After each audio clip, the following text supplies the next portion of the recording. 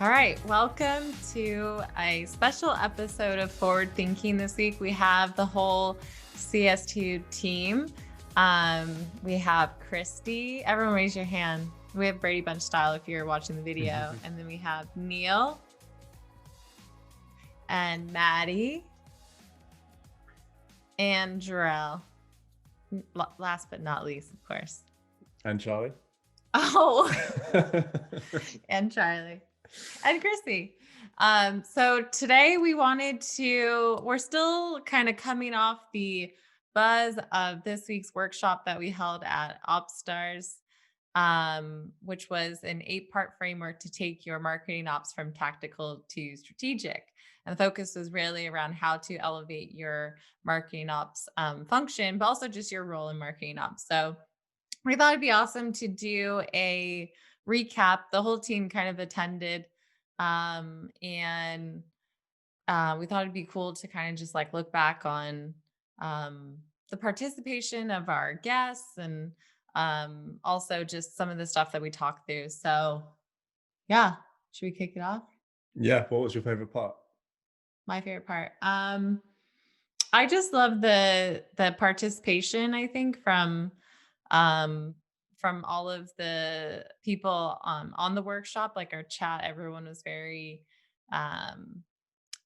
open, I think, and shared a lot. I think one of my favorites was just kind of seeing how people felt like we empathize with them. Someone specifically said, "I feel so seen right now," and that was a great moment because that's a big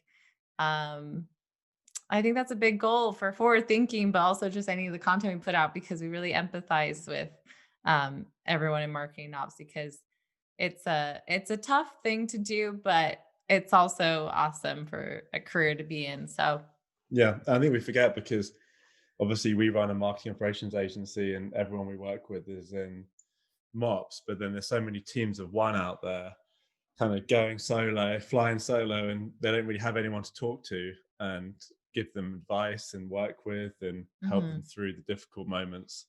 So Yeah, I think it's always good. Everyone was in the chat saying like, "Oh, I feel your pain," like talking to each other, saying like, "I feel your pain," so and so. Like, Yeah.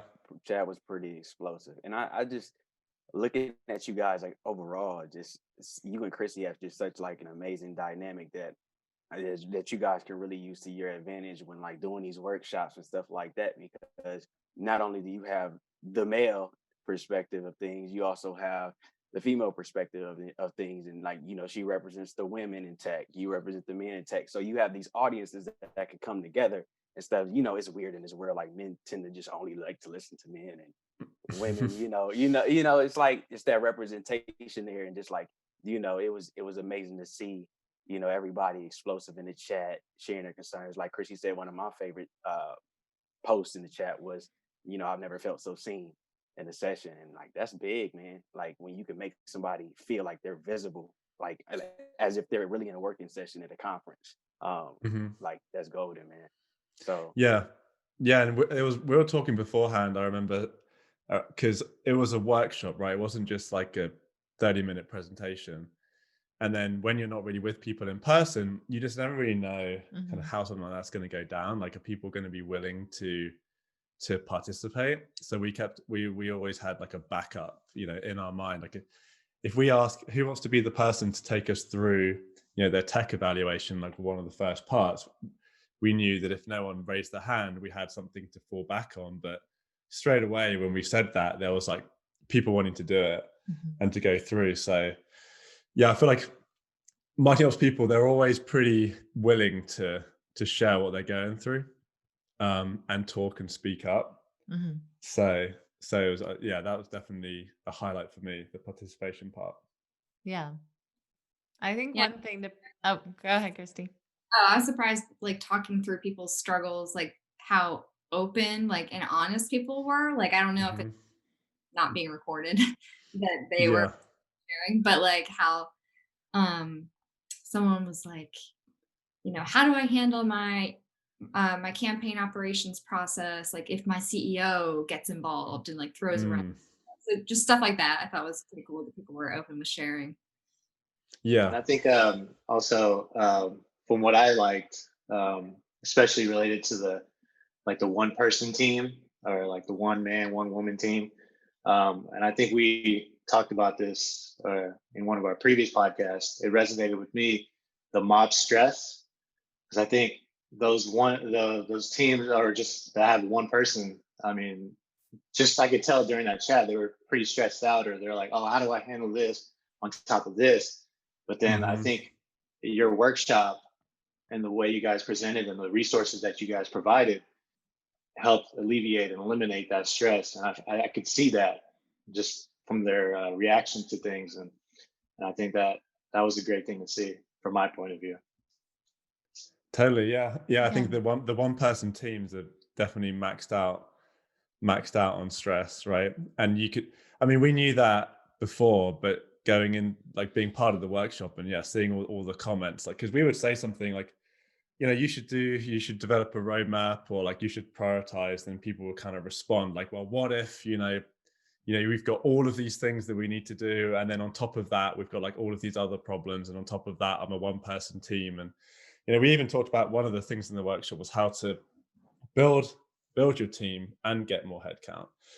And I think one of the common themes across everything that we talked about was about getting back time, because we know, like, there's, I always think about things in terms of dominoes, right? And there's always a lead domino to getting things done.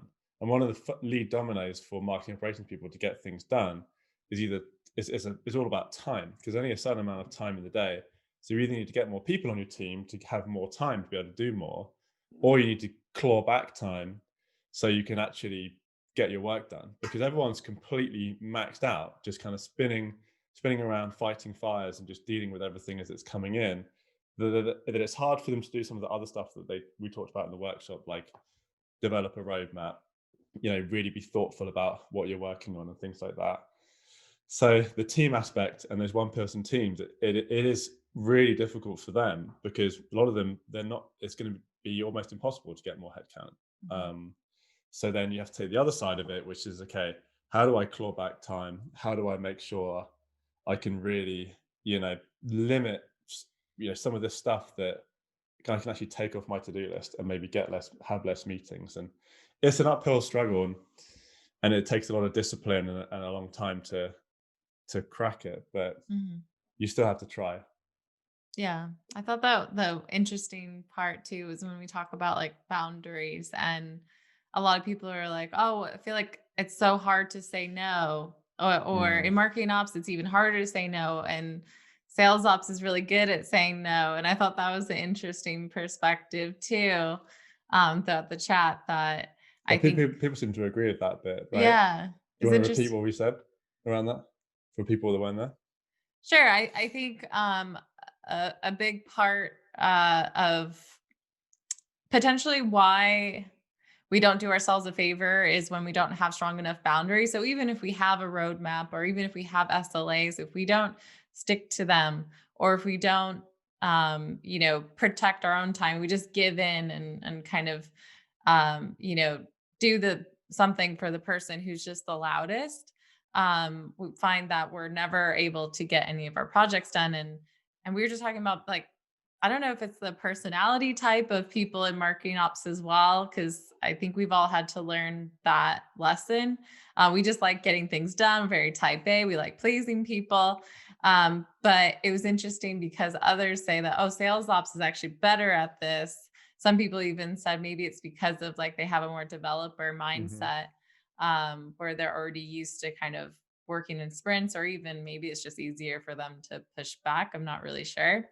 So I don't know if any of you guys had any opinions or thoughts on that, of maybe why, or how to maybe protect boundaries. But yeah. That's a kind of. Oh, sorry. Go ahead. No, I was gonna say, I mean, I can imagine it can be pretty hard too. I know one attendee mentioned that, their organization is real Slack heavy, and it can feel like when certain members of the exec team or somebody, sends you a message and they want something done, and they want it done right away, you kind of your day is kind of derailed, like your plans are kind of derailed.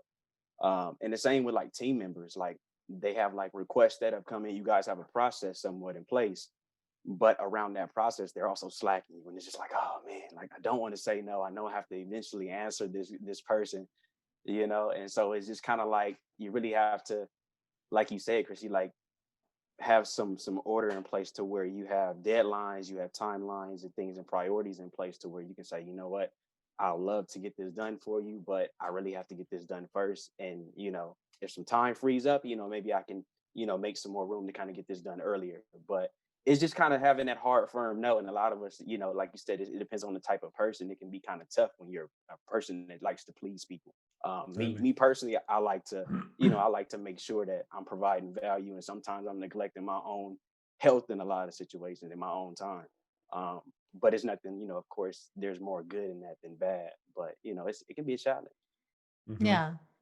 Yeah, I like the idea of the prioritization. Like when someone comes to you with a request saying, yeah, I can do that, but I'm going to have to deprioritize something else. So kind of giving them like more of a perspective of, slotting things in and priority. Mm-hmm. Totally. Yeah. And that's why we talk about marketing operations needing to have a more product mindset, like a product development mindset. So like anyone listening to this, right, like you have a product team, right? Would they ever even dream of not having a roadmap, right? Mm-hmm. Would they ever dream of just like dropping everything just for like one customer who had like a little complaint? No, they're going to filter that through like whatever whatever teams or prioritization thinking that they need to go through, and then that might make it onto the roadmap. And that's why we think in marketing operations, yes, you're not creating a product that you're going to go sell, but you are creating a product in our eyes. You're connecting tools, you're connecting systems, you're building systems, and the end result is a product that then your marketing and revenue and your whole business can use and leverage to try and market and sell your actual product of the company. So and having that product mindset has a lot of value, because if you do have a roadmap and you do have a plan, then you can easier say no to the things that aren't already on that plan. So, and again, it's hard and it requires discipline and it requires time and a lot of consistency. But once you have done it for a while, people start to realize, okay, they do have their shit together. They've got a plan. We need to change how we're operating, because obviously this marketing operations team is doing a lot of great work within this plan they've got set up. Mm-hmm. But when people just see marketing ops just kind of scattered around, fighting fires, doing things here and there, then they just think, oh, they're here for me just to send my priorities to them, and they'll just do it. So that product mindset is a really valuable one to help deal with that MOP stress and to be able to give you the confidence to say no. Mm-hmm. And obviously the other part of it is with your manager and your boss, a lot of times they're the ones putting a lot of pressure on you to do things. But if you can, but they might not be a marketing ops person. So if you need to own that, even if you're like a manager or whatever position, you need to, and you report to higher ups who don't get MOPs, you still need to try and get that right mindset in place, and then try and manage up and kind of coach your own manager on why this is important. And that can start immediately in your career. You don't have to wait until you're a director to do that. Yeah. I think switching gears, we kind of started off the session talking about how, when we first started in MOPS, it was kind of just getting like redefined, and also our scope was pretty like tied to specific tech. You maybe worked in Salesforce a little bit on the lead side, account side. You were mainly getting like the grips of how to sophisticate like your marketing automation platform. But since then, it's just blown up, like as far as like all of the things that you need to do in a marketing ops role and the tools to manage. So it would be interesting to hear from Maddie and Neil. Like both of you are both pretty, new to marketing ops and what we do and everything. So was there anything about the session that kind of stood out to you, or was surprising to you, or something new that you learned? Maddie, you want to go first? Sure, Neil, I'll take it. Yeah, I mean, I'm pretty much brand new to marketing ops. I was more on the creative and strategic engine side of it previous to joining the CS2 team. And so the OpsStars presentation and workshop was so interesting to me, just to hear a lot of the pain points that MOPS people are working through currently. And my experience has been different coming straight into the agency side of it rather than in-house, just because I've had that full exposure and behind the scenes on the client side and the account side, but then now coming in, being in the more technical aspects of it and really getting into the nitty-gritty. It's been really, I've been really fortunate just to be able to learn from some of the best, in my opinion. But at the same time, in the workshop, hearing a lot of those one-man teams or one-woman teams, they wear a lot of hats, and I think that's really important in MOPS, is to be able to juggle those responsibilities and positions. And in doing that, there are a lot of tactical strategies that you can use, and I'm learning that from a no pressure standpoint, whereas I think a lot of, and what we were hearing in the chat was that a lot of people were just resonating with that they're juggling all of these things, and like you said, Charlie, they're always fighting fires and they don't have time to do the big projects that they were actually hired on to do. And so for me personally, coming into it new on the agency side, I have been able to kind of build that foundation, but I can see how excruciatingly hard it would be for people who come into this position or just are thrown into it from a marketing role, and then they're trying to figure out how to put out all of these fires and make sure everyone is happy on all the different sides and the aspects. So I feel really fortunate, and I think that the workshop gave those people a lot of resources to take back control into some of their processes and their abilities. But it's definitely, it's a ever evolving role, so there's always going to be something that needs to be done right now and someone pressuring you to do something else. So yeah, totally. Yeah, no, that's a good point. And I think you're absolutely right. I mean, a lot of people stumble into MOPS even today. I mean, some people are,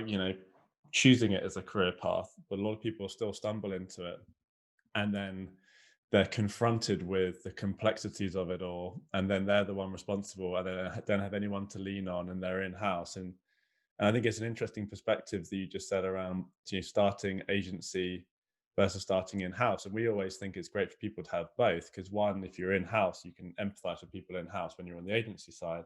But from the agency side, you're surrounded by a lot of other people that can help support you, and you're going to get so many more reps on a lot of the marketing ops work, and then just really accelerate your experience and skill set a lot quicker.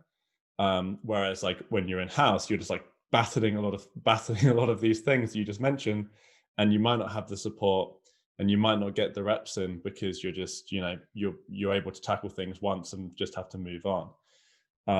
And you might not even have the support to even know how to do that properly. I mean, it's the reason why, businesses like ours are here, because those one man, one woman teams, they often, come to an agency like ours to be able to bounce ideas off and understand like kind of, how should I even do this? Like, I don't even know where to start.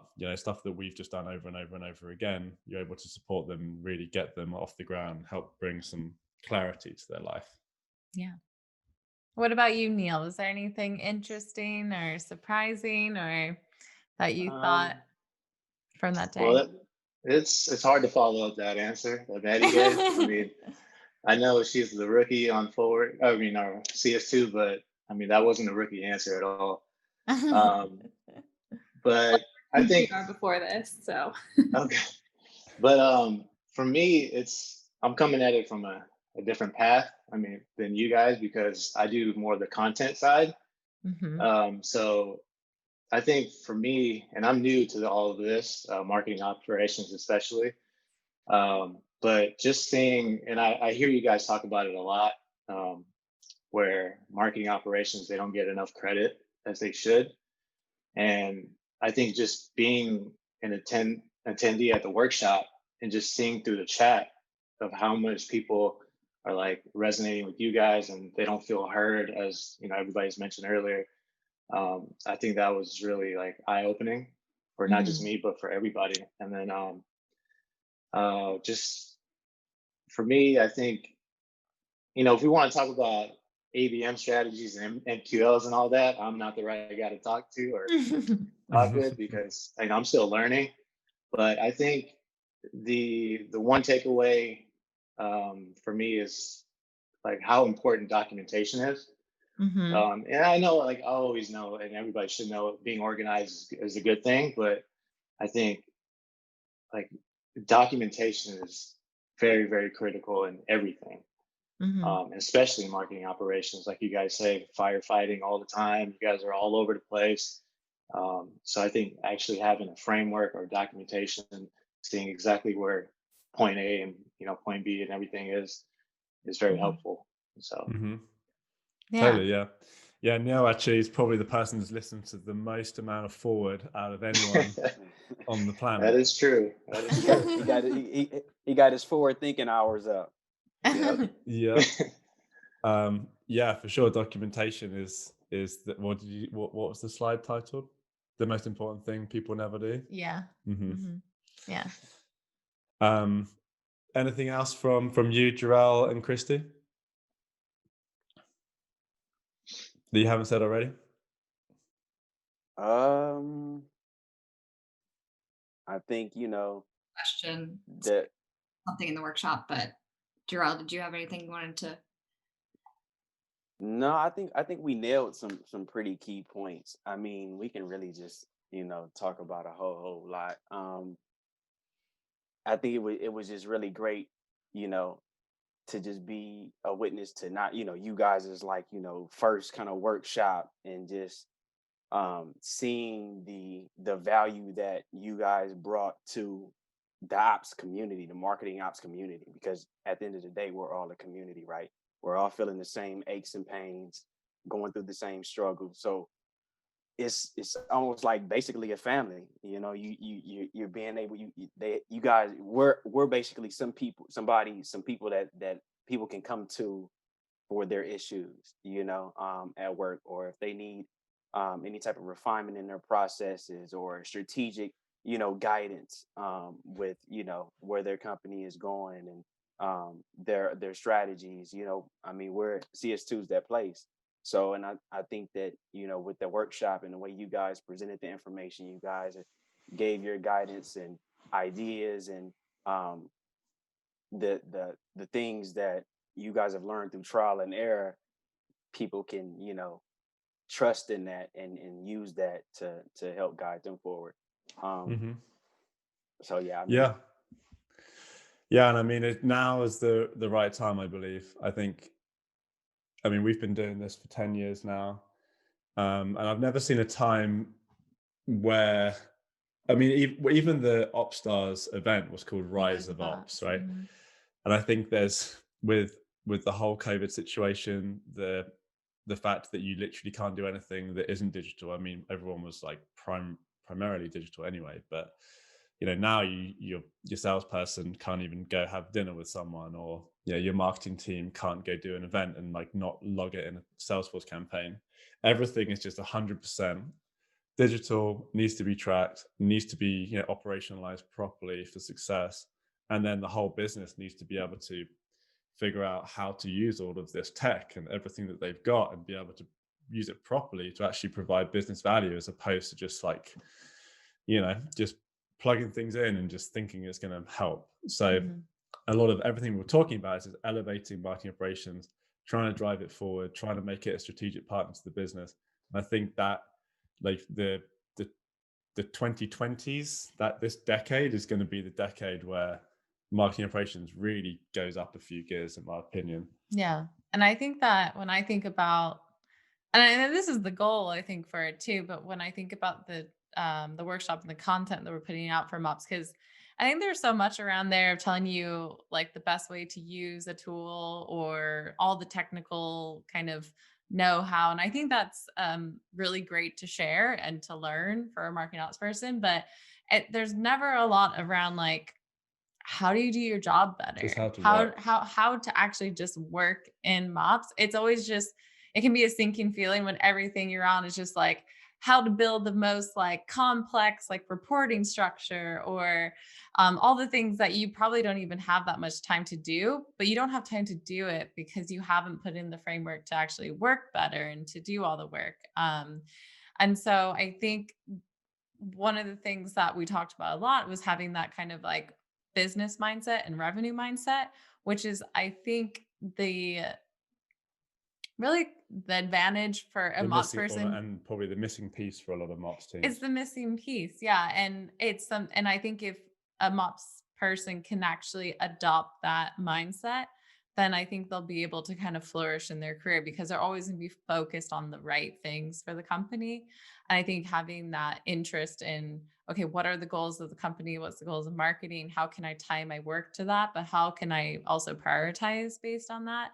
It's going to really drive you forward at different, and the different mindset is, I have to clean up our database. I have to put in a naming convention structure. I need to do all this stuff that if you're a person of one at a small company startup that's just really trying to, build pipeline, it's probably not that impactful, unfortunately. Well, I mean, you should do that stuff though. Well, right? you should do it from the start. And Right. I thought about this before. I think that could be taken a bit wrong. You could do it from the start. And I feel like I used to, it was a lesson that I think is nuanced because I've gone into that situation where like, I want to fix everything. I want to do everything. I want everything. Like if I come into an instance and it's a mess, but when I've done that, I've potentially taking my time away from things that are actually going to move the needle and actually what my boss cared about, what their boss cared about. So I'm not saying that those things aren't important. If anything, you should implement it from the start. But if you're inheriting something where there's a lot to be done, really having that mindset of like, where can I start that's going to really matter? And then save those things for a time where once you do have all those things fixed, I'm not saying that you should never do it. Is the difference. Yeah, I think your point is like, if you go into work and you're wondering what to work on and you just notice something like that, like a naming convention somewhere needs to be fixed, right, that's not the right way to work. No. The right way to work would be coming into work, kind of like our doctor's office analogy. If you have to do the health check, figure out what are the bigger projects, then put them through a prioritization framework and figure out really what is most tied to business objectives. And if somehow the naming convention was at the top of the list because it's causing a ton of problems and maybe you're not able to drive revenue because of it somehow, then yeah, that should be the top thing. But it's not just, don't just like read a blog and be like, oh, I need to do a naming, like, and then just do it. You need to always be aligning to the business, always be aligning to the objectives of the business and doing the right work. And it's not, doing work isn't the goal. Like doing the right work is the goal. And you need to figure out how you as a marketing ops function can figure out what is the right work. That's the key, right? Yeah. Yeah. So one of the follow-up questions I had around, so we did an activity where people would add up the hours that they're in meetings per week. And a lot of people said like 30 to 40. So I was kind of wondering if you're in that boat where your week is just filled with meetings and so you're having to work after hours to actually get your job done, what can people do to like say no to meetings? Like, you don't want to be the one who's like, I can't meet because I have to work. You know what I mean? Yeah, I actually had this conversation with a client yesterday and he was like, I literally can't get any of these meetings off my calendar. And I think, we probably all can get some, but really, maybe removing 1 hour of meetings from a 40-hour meeting week probably isn't going to make much difference. I think that the amount of meetings is more of a symptom of the problem than the problem. The problem is like, you're probably just doing too much, right? Or like you're supporting too many teams. You don't have your priorities in check. So you're just doing your breadth of what you're working on is just too wide.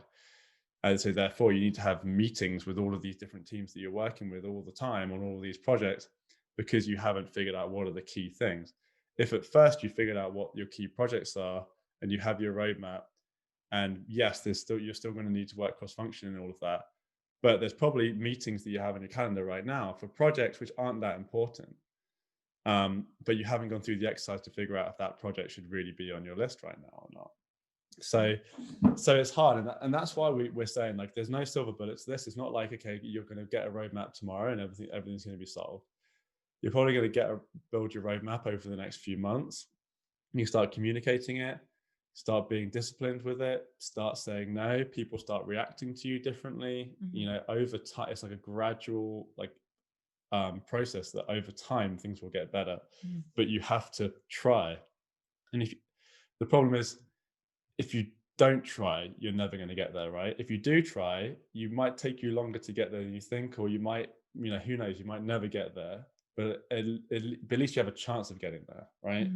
And if you have to give it a shot. I think that when I think of the ways that I've done in the past, because I've always fallen victim to this, but I've really been firm. Like, I blocked out that time on my calendar, and like when people schedule a meeting, they have to ask you, like, when are you available?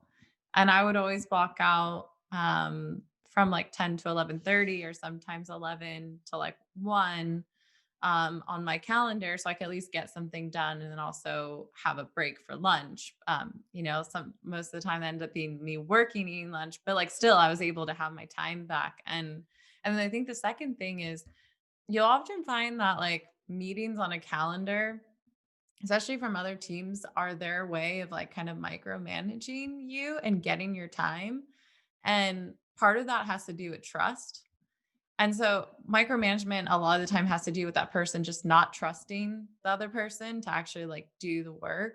And so, to Charlie's point, once you actually put some structure around how your team operates, communicating back what your actual projects you're working on, the goals, you're driving the meetings for when they should be created. You're telling other teams, hey, I have office hours on Friday. This is when you're going to meet with me. That's you taking back control. But also then they trust you. You're building that trust that they know that you're going to get something done, because you'll start delivering things as well.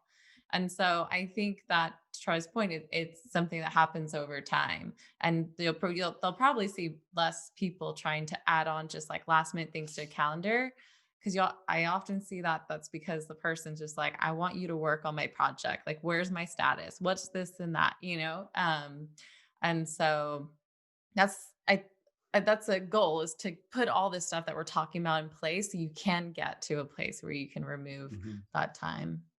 And just be consistent. Yeah.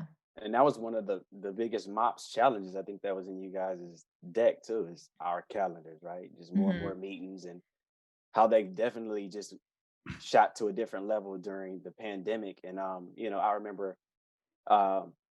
someone in the chat mentioning that they do, or she does, this thing where she calls it Focus Fridays.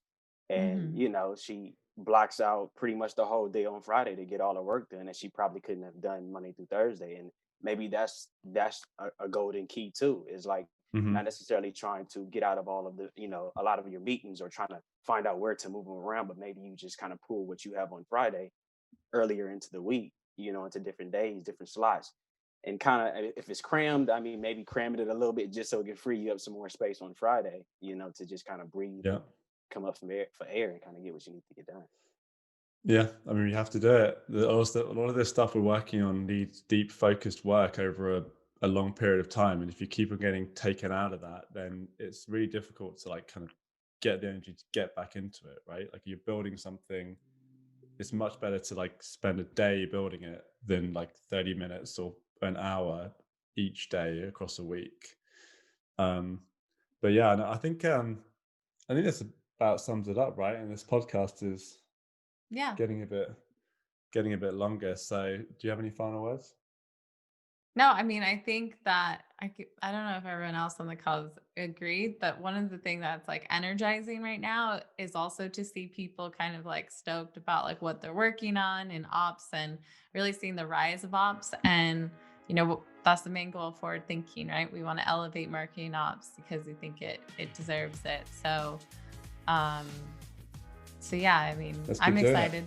Let's keep promoting marketing ops and all the value we bring and yeah. Yep. Don't be the leaf that floats with the stream. Be the rock that splits the stream. There we go. We'll end on that, Jarrell. Yeah. to my marketing ops community out there. All right. What was that, Christy? Jarrell with the analogies. There we go. All right. Words of wisdom. Yeah. All right. Well, everyone, we'll see you on the next episode of Forward. And thank you. Yep. That was a weird way. This is Charlie. So if you liked what you heard, hit like on the platform where you watch this. Also, leave a review. Honestly, we'd really, really appreciate it.